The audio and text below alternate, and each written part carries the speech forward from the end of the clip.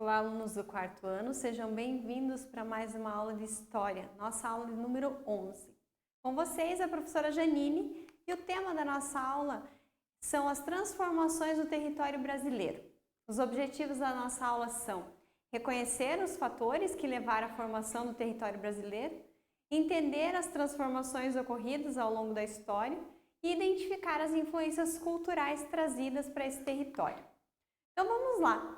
Pensar lá no início do descobrimento do Brasil por parte dos portugueses, né? No período das grandes navegações, os portugueses descobriram as terras brasileiras e quando eles chegaram perto, eles acreditaram que era uma ilha, então chamaram de Ilha de Veracruz. Depois, eles viram que se tratava de um continente, então chamaram de Terra de Santa Cruz. Os portugueses ocupavam a parte litorânea, né? Era por ali que eles tinham acesso ao mar e podiam ir e vir da sua terra natal para o Brasil. Então, observem lá na imagem que a professora colocou os acessos que os portugueses tinham para as terras brasileiras ao longo do litoral. Os mapas da época mostravam parte das terras brasileiras, né? E as quais eram de exploração dos portugueses e a outra parte era de exploração dos espanhóis. Eles fizeram um acordo que ficou conhecido como Tratado de Tordesilhas. Então, eles dividiram o território brasileiro em duas partes e uma parte ficou para que os espanhóis pudessem explorar e a outra parte para os portugueses. Na parte que era explorada pelos portugueses, ela foi dividida em fatias, conhecidas como capitanias hereditárias. E essas capitanias eram cedidas para conhecidos portugueses com o objetivo de povoar e tirar as riquezas naturais. Então, cada um recebeu uma fatia de terra para cuidar, controlar e trazer novos habitantes e povoar essa região. Era uma forma também de evitar invasões por parte dos espanhóis. A primeira capitania brasileira foi a de Salvador, na Bahia. A capital brasileira, então, ficou lá em Salvador por ser o primeiro dos acessos que os portugueses tinham. E, em se tratando das capitanias e falando delas, elas não funcionaram muito bem. Apenas duas se desenvolveram, que foi a de Pernambuco e a de São Vicente. E com isso aconteceu uma nova divisão do território em dois estados, Maranhão e Brasil. Em 1709, um pouco mais de 200 anos, os portugueses haviam avançado no território dos espanhóis e tomado o território brasileiro já, e ficou bem semelhante como a gente conhece hoje. Só que ele era dividido em 7 capitanias. Eram elas assim: Grão-Pará, Maranhão, Pernambuco, Bahia, São Paulo, Minas de Ouro, Rio de Janeiro, São Pedro do Rio Grande do Sul. Então, olhem ali na figura como elas eram divididas e organizadas. Lá em 1720 foi criada a capitania de Minas Gerais. Em 1738 surge a capitania de Santa Catarina, o nosso território, que começou a ser explorado, também por ter uma ligação com o oceano e eles terem acesso pelo mar, né? Ela era uma das primeiras regiões a ser explorada pelos portugueses. Em 1748, São Paulo se divide novamente e são criadas as capitanias de Goiás e Mato Grosso. Em 1763, o Rio de Janeiro se torna a segunda capital do Brasil. Então, a primeira foi lá em Salvador, depois eles mudaram para o Rio de Janeiro, por questão de localização e poder ter o domínio do território, né? Em 1799, a capitania de Pernambuco se fragmenta, se divide e surgem as capitanias do Rio Grande do Norte e de Paraíba. Na Bahia, perde o território e surge o estado do Espírito Santo em 1810. Lá em 1811, a disputa pela região do Contestado perde território para a Argentina e ganha na região do Rio Grande do Sul. Então, essa disputa ali do Contestado era entre o Paraná, Santa Catarina e Rio Grande do Sul. Na mesma época surge o Piauí e na divisão, né, do Maranhão. Lá em 1815, o Brasil deixa de ser colônia de Portugal, ganhando autonomia. Então, ele começa a ter que caminhar com as próprias pernas, né? Se desenvolvendo e trabalhando e sobrevivendo com o que tinha aqui. Em 1817, acabou a ocupação portuguesa na Guiana Francesa e Pernambuco perde território e surge Alagoas. No ano da Revolução Pernambucana, em busca de independência, porém sem sucesso. Isso aconteceu ao longo da história com vários territórios, buscando independência, querendo ser independente dos outros territórios e ter autonomia, tá? Algumas não prosperaram, tá? Em 1820, então, surge Sergipe. A professora trouxe ali, marcou no material de vocês a localização, né, para que vocês se orientem ali, onde é a Guiana Francesa, lá no topinho do mapa do Brasil, lá em cima, tá? Em 1821, o Brasil anexa o território da Cisplatina, que é o atual Uruguai. Em 1822, é declarada a independência do Brasil, dando início ao Primeiro Império. Então, a partir dessa data, nós temos o primeiro imperador tomando conta do Brasil aqui, né? Em 1828, o Uruguai se torna independente. Então, em 1821, ele ainda fazia parte do Brasil e em 1828 ele se torna independente. Em 1836, o Rio Grande do Sul se torna independente e surge a República Rio-Grandense. Olha só, mais um território buscando independência.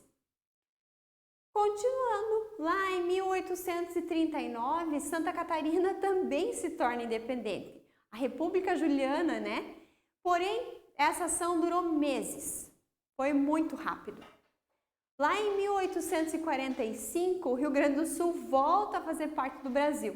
Então, como eu falei, ao longo da história, vários territórios tentaram independência, mas isso não é uma coisa fácil e tranquila de ser feito, né? Precisa de muito planejamento. E naquela época aconteciam, devido a alguns conflitos de território e não era bem pensado ou planejado. Por isso, essas independências não foram reconhecidas por outros países, por serem tão rápidas que nem outros países ficaram sabendo.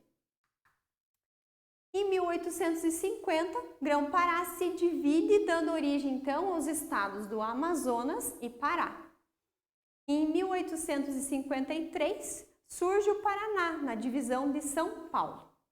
Em 1889, acontece então a proclamação da República. Então, a partir daí, o Brasil se torna república.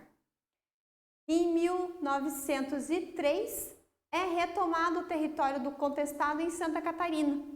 O território do Acre é comprado da Bolívia por 2 milhões de libras esterlinas. Então, esse território realmente foi comprado.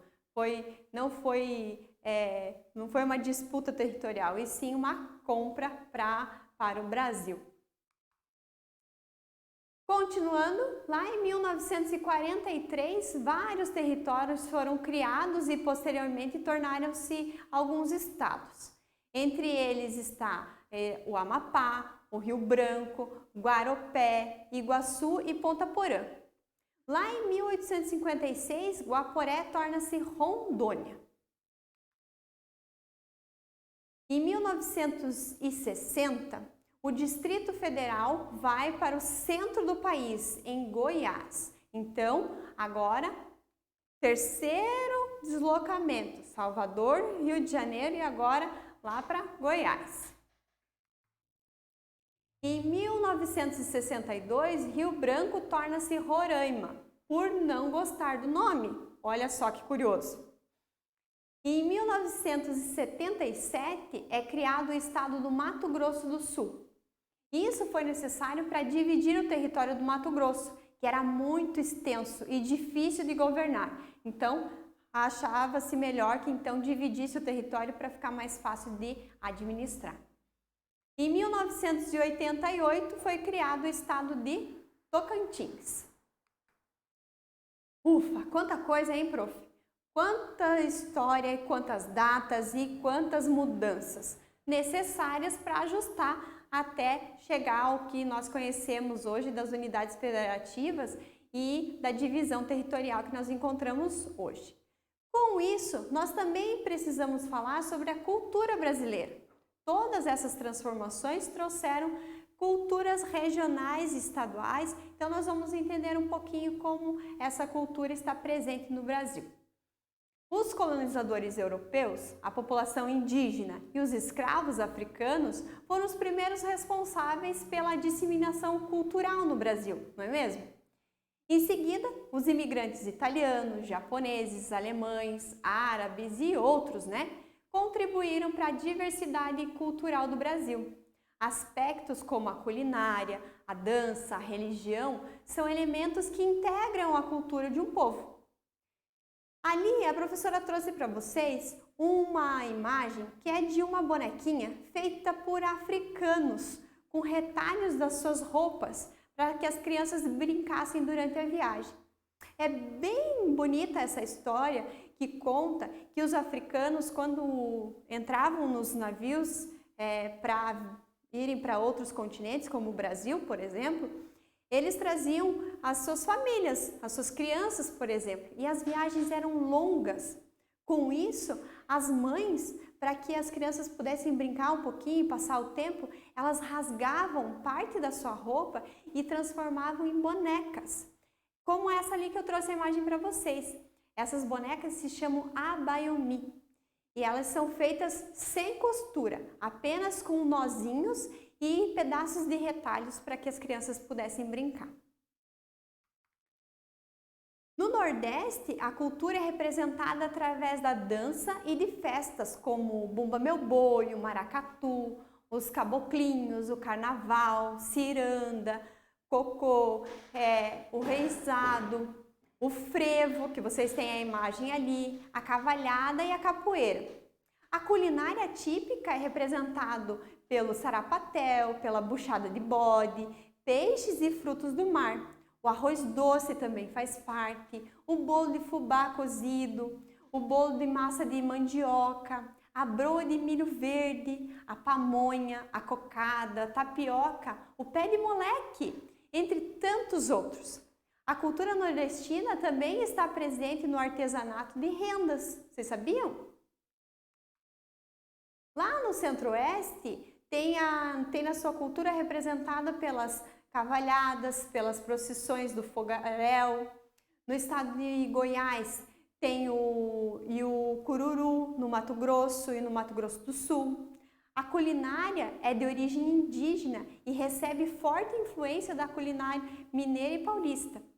Os pratos principais são a galinhada com pequi ou guariroba, ou o empadão goiano, a pamonha, que vocês devem conhecer ou já ouviu falar, o angu, o curau, os peixes do Pantanal, como o pintado, por exemplo, o pacu e o dourado.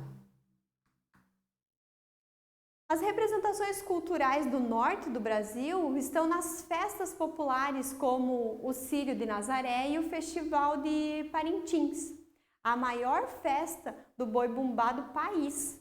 Na culinária, apresenta uma grande herança indígena baseada na mandioca e em peixes. Pratos como o tacacá, o pirarucu de casaca, o pato no tucupi, picadinho de jacaré, mussarela de búfala são muito populares. As frutas típicas são o cupuaçu, o bacuri, o açaí, que você deve conhecer, e a professora trouxe ali uma imagem para vocês, que se não conhece, que só conhece do potinho, possa conhecer qual é a fruta. O taperebá, a graviola e o buriti. São frutos típicos daquela região. No Sudeste, várias festas populares de cunho religioso são celebradas no interior da região. Festas do Divino, festejos de Páscoa e dos santos padroeiros, como destaque para a peregrinação à Aparecida, por exemplo, que é em São Paulo. A congada, a cavalhada em Minas Gerais, o Bumba Meu Boi, o carnaval, o peão de boiadeiro. E na culinária, muito diversificada. Tem o queijo de Minas, o pão de queijo, o feijão tropeiro, tutu de feijão, a moqueca, a feijoada, a farofa e um monte de outros.